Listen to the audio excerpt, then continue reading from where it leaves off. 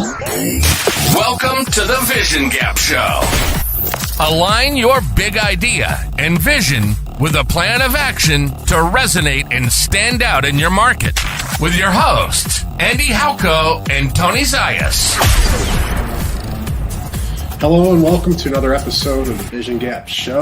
Today we're going to peel back the onion, the layers of the onion that is our frictionless approach to this strategy and our methodology. So Andy, you have this graphic up on the screen, and I think this speaks really well to addressing the complexity of pulling these pieces together. They all interact. They all have to be aligned. And that's why developing this strategy is hard.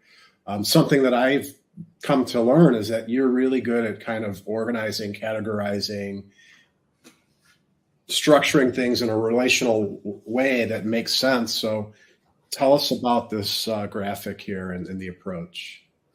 Yeah, I mean, this really is a foundational piece of the methodology that I think we've taken. And, we've done all these different episodes about, very specific things within Frictionless. I think what this does is kind of bring it up to that 30,000 foot view to look over top.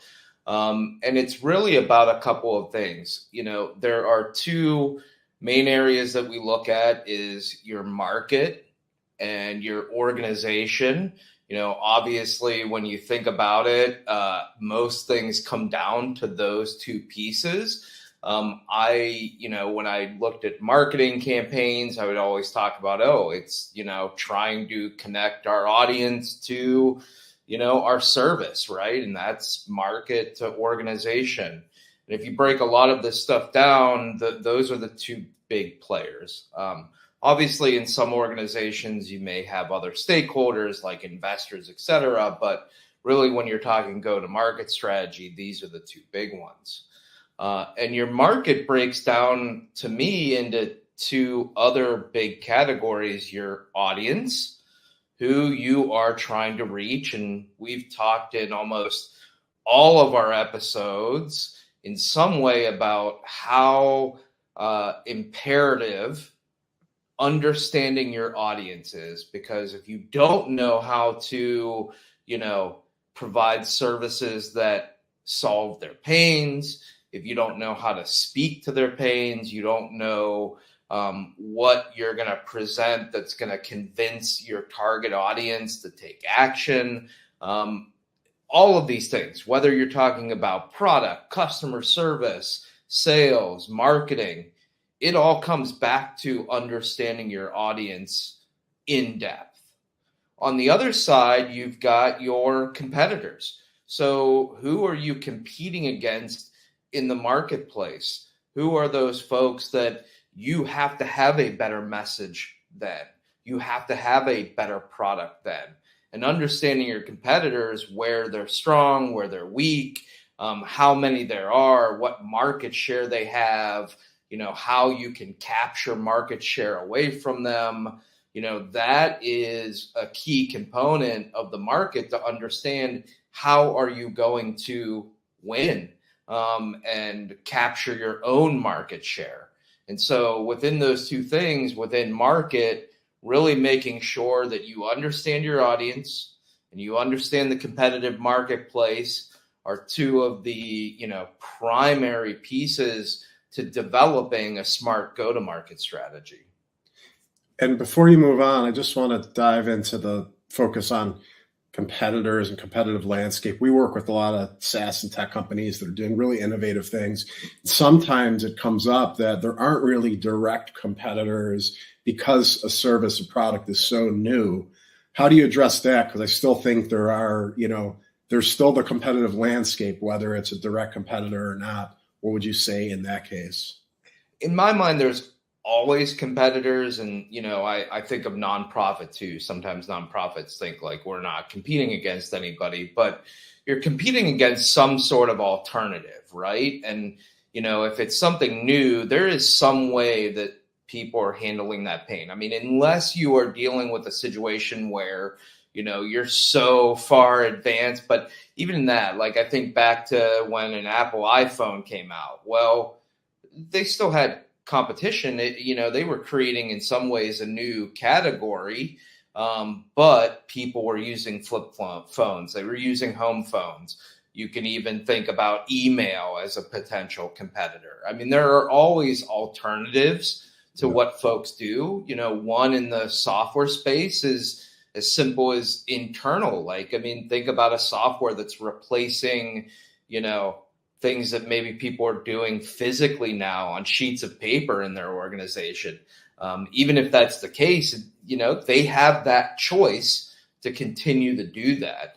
Or software, a lot of times we see as simple as Excel and spreadsheets are a current competitor, because you can almost do anything in those, and people are using them every single day. I mean, we actually see that quite a bit as, spreadsheets as an alternative to many different solutions, because that's just the easiest, fastest, and most well known that an organization can just say, use this spreadsheet, because every employee just gets it. And a lot of times you're coming in with a software that maybe enhances that and provides a lot more insight and capability. But the argument is, my team already knows how to do this, and we're doing it this way, and it's not costing us any more than it is now. So I think when you think about competition, the word alternative is the other way that you can look at it. And no matter what, there is some other choice than you. And so you need to evaluate that. Yeah, no, that's perfect. And then on the other side is organization. Like we said, you connect those dots, right? Is between the outside world, your audience, and your competitors. What does your market look like? And now, what are we as an organization? And I break that up into two things. We call this culture, but it includes a lot more for me. It's vision, and kind of that, who we are as a company. And so I look at core values. We've talked about core values a lot in this. Is developing the right ones are key to success, where if you have the right core values, you're attracting the right people. You're using that as a litmus test to determine, are we bringing on the right people? Are we keeping the right people? Because the core values define what we should do every day. We get into things like vision, mission, BHAG, all of these things, big, hairy, audacious goal, that define where do we want to go as a company? How are we going to get there? All of those things that really define our organization at its core. And then on the other side, we've really got brand, which is how are we going to communicate that to the outside world, where I really look at brand not being a logo, but being your differentiators, your value propositions, your moat. What are these things that define us differently than our competitors or the alternatives? And, what is our elevator pitch and our brand voice? All of these things that help define how we communicate who we are, why people should buy from us, all of these different pieces. And so, culture and brand are so important in defining your organization that, again, you're ensuring you have the right people on the bus. You're making sure that they are aligned towards a common vision and they have a path to get there. And then you've got a plan for how you're going to appropriately communicate to the marketplace who you are, why they should buy, and all of these different pieces. And the reason that it's in this circle, I think now that we've gotten to the end, is so important, because if you think about it, brand, you have to understand your competitors to be able to communicate why you're different. You have to be able to understand your audience, to understand what's important to them, and what their pains are, so that you can communicate how you solve them. For your culture, you have to understand a vision of, where do you want to go compared to the existing marketplace and these alternatives, and, really who you want as customers. And so all of these things actually do really tie very closely together.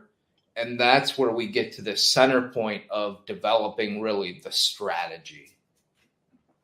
Yeah, and I will say there's, almost anyone that's been in any type of leadership role has gone through exercises for all of the things you just talked about, all of those categories.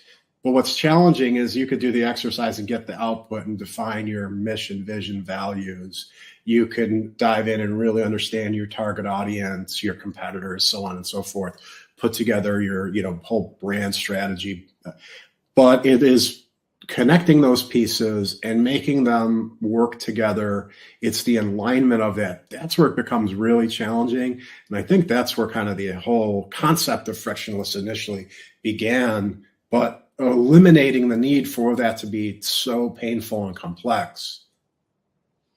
Yeah, I think the challenge for organizations is these 4 different elements. A lot of times, it's hard. Like, it's hard to find the time to really focus on these pieces. And so some of them organizations ignore completely, or they do them half-ass at the end of the day. We talked about that in core values, where it's like, just throw something together that feels good. Competitors, I think there's a lot of times people go, well, we're so special, or I have an idea about our competitors, but they don't really dig into it in a way that they've got true understanding of the marketplace. Personas, target audiences. Again, I think a lot of organizations do it halfway, where they go off of assumptions based off of the 30 people they've interacted with, but not necessarily the thousands that are their potential customers. And so they really haven't dug into it. And then on brands, same thing. Oftentimes it's, here's a good message, or I don't feel like we're super different, so we just have to get out there. I hear that all the time. But the reality is you have to come up with compelling messaging that really truly articulates why someone should give a shit about you.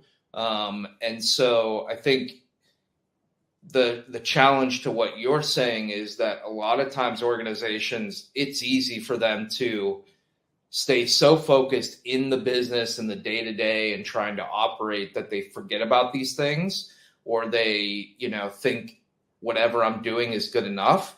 But the reality is the weaker each of these 4 pieces of the pie are, the weaker your go-to-market strategy is, and the harder it's going to be to capture market share. And that's where it's frictionless. When you actually improve all these, strengthen them, it makes market share capture more frictionless, which comes back to obviously our name. And what we were really trying to think of is how to help organizations get where they're going with less pain, faster, and just a more frictionless process. Awesome. That's a really good breakdown.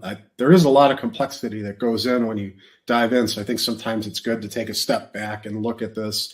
Another topic probably for another time, maybe our next episode, but you mentioned the idea of, rather than, sometimes people think of like go-to-market strategy as something that you create and then you walk away and that's done, right? But more the idea of like a go-to-market flywheel. I thought that was a cool concept of, because the competitive landscape is going to change and shift.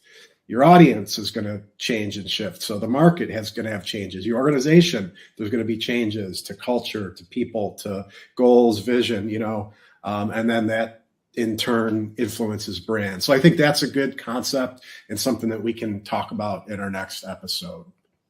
Yeah, I totally agree. Just to back that up is I really think that folks that don't believe that the market is shifting, or even that they haven't fully understood it. And every month that you're doing business, every year that you're doing business, you should be gathering more data about who you're working with, your competitors, even your own organization and how you run.